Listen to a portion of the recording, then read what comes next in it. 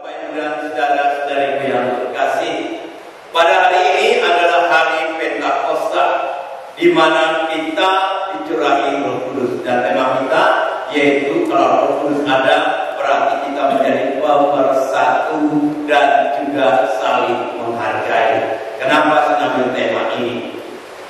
Saya belum bertemu dengan kelompok karismatik di paroki kita, dan saya berharap saya harus bertemu dengan kelompok ini. Saya belum pernah masuk ke kelompok ini, tapi di kelompok setahu saya ada. Nah, saya selalu mengatakan kepada mereka, bahasa yang pertama kali yang dianugerahkan Tuhan waktu Pentakosta adalah bahasa yang dimengerti oleh manusia.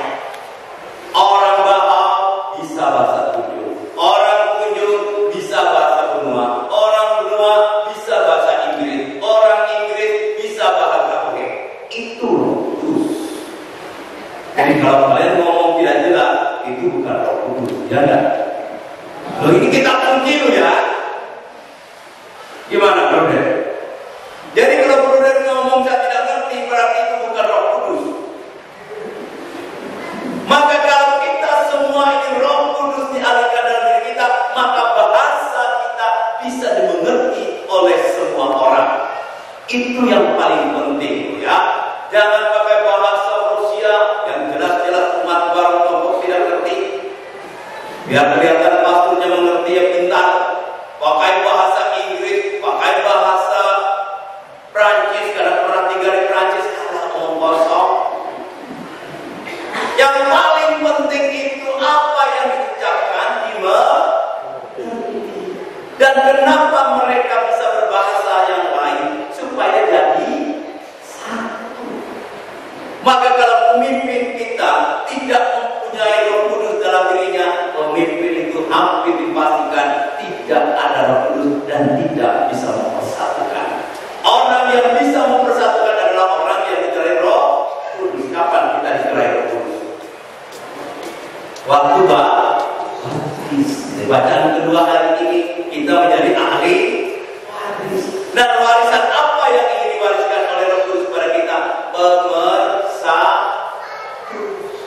Itu yang harus ada dalam diri kita. Sangat sederhana. Jadi kita lihat diri kita, apakah di paroki ini WKRI menjadi pemersatu? Enggak.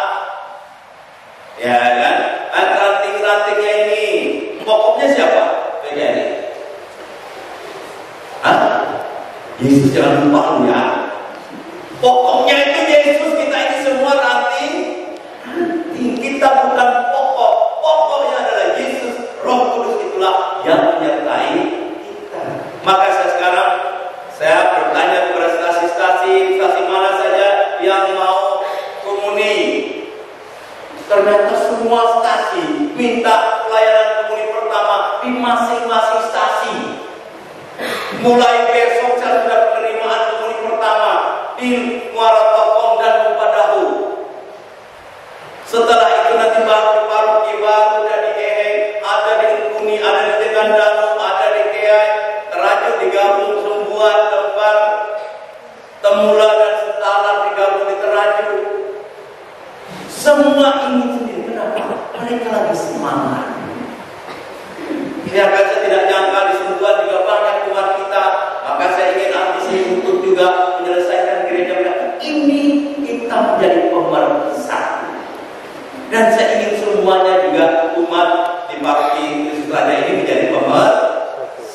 Jangan menjadi pemecah belah. Kalau ada yang pemecah belah, berarti roh siapa yang masuk? Hah? Gak ada yang berani jawab.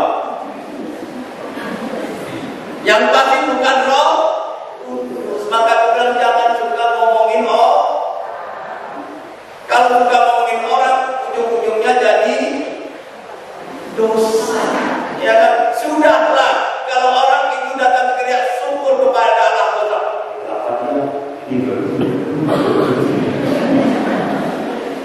Kadang-kadang kita seperti itu kan. Syukur kepada Allah. Oh, dia hanya datang ke gerejanya waktu Natal dan Paskah, syukur masih ingat. Ya kan? Sudahlah, jangan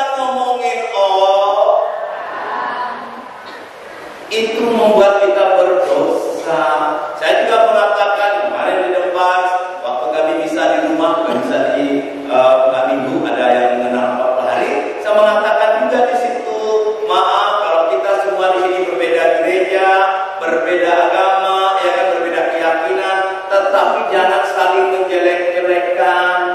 Kenapa? Kalau saling menjelek-jelekan, yang tepuk tangan kira-kira siapa? Setan. Yang menangis siapa? Yesus. Setan menangis, dia senang dia kalau kita berkelahi. Ya kan, jadi inilah kita semua ini. Jadi kalau hari ini Roh Kudus dicurahkan kepada kita, semangat pemersatu itu harus ada dalam diri kita. Dan kita akan menghargai budaya-budaya yang lain. Kenapa para rasul ketika dicurahi Roh Kudus mereka bisa bahasa yang lain? Karena Roh Kudus mengajarkan kita menghargai budaya orang lain, menghargai bahasa orang lain.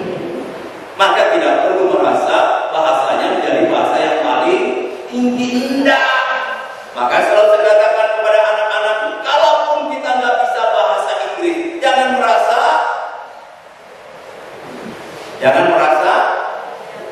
tidak pintar. Orang Inggris saya tidak bisa bahasa tunjuk, berarti mereka juga tidak. Ya sudah. Kenapa kalau nggak bisa bahasa Inggris belum merasa bodoh? Gurunya mengatakan bodoh kamu. Enggak. Ya janganlah kita semua, karena Roh Kudus itu membuat kita ini saling menghargai satu dengan yang tidak merasa dia lebih hebat daripada yang lain. Inilah kuasa Roh Kudus yang harusnya ada di dalam diri kita hari ini. Siapa yang mengasihi aku mengasihi Bapa. Siapa yang mengasihi Bapa dan mengasihi aku akan dicurahkan Roh Kudus. Dan Roh Kudus itulah yang memberi kekuatan kepada kita semua. Dan inilah keyakinan saya dengan Pastor Udin kami diutus ke sini untuk mempersatu. Dan itu juga kenapa pemilihan ketua stasi dan hubungan bersamaan. Ya, supaya semuanya akan dibekali bersama-sama, punya satu hati bersama-sama. Maka tanggal 28 nanti semua ketua stasi dan hubungan akan dibekali. Kemudian tanggal 29 itu akan dilantik bulan Juni ini. Tujuannya apa? Supaya umat itu menjadi satu. Itu tujuannya Pastor Dion itu, ya, supaya semuanya menjadi semangat baik di lingkungan maupun di stasi. Itulah kuasa Roh Kudus itu. Jangan kalian berpikiran itu semuanya. Enggak, tujuan banyak ingin umat di paroki ini sungguh hidup, umat di stasi juga hidup. Ya, kalau bisa bagi gereja syukur kepada Allah. Sekarang umat kita itu, nah ini kebetulan WKRI ya kan mau dilantik, bisalah ikut turne, ya kan? Karena jujur umat kita itu senang sekali dia baca-baca peta. Jadi kalau pastor tidak bawa anggota, mana pastor? Grupnya pastor biasanya, oh nenek-nenek grup. Ya saya sih bawa nenek-nenek. Kalau yang muda nanti kalian pusing.